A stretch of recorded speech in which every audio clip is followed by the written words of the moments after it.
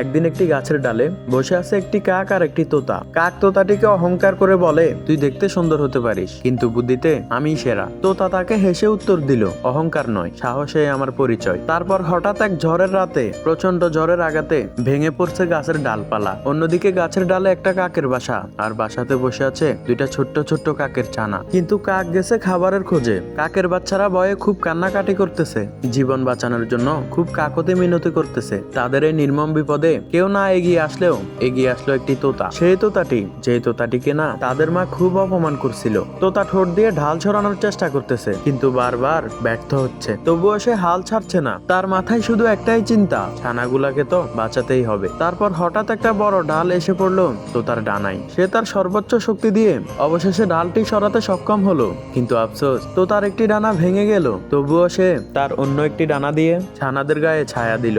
ঝড় থেমে যাওয়ার পর অহংকারী কাকটি ফিরে এলো এবং সে দেখতে পেল অসুস্থ তোতা তার ডানা দিয়ে ছানাদের ছায়া দিল, আর অন্য একটি ডানা ভাঙা। এই দৃশ্য দেখে কাকের চোখে জল চলে এলো, আর সে ভাবতে থাকে, যাকে আমার শত্রু ভাবতাম আজকে সেও কিনা আমার জীবনের আলো ফিরিয়ে দিল। তোতা ধীরে ধীরে চোখ খুললো। পাশে কাক বসে আছে এবং ব্যান্ডেজ বেঁধে দিচ্ছে তার ভাঙা ডানায়। নিজের জীবন বাজি রেখে তোতাটি কাকের ছানাগুলাকে বাঁচালো। এই জন্যই সবাইকে সবসময় শত্রু ভাবতে নেই। কে জানে কার উসিলায় আল্লাহ পাক আমাদেরকে বিপদ থেকে বাঁচিয়ে দেয়।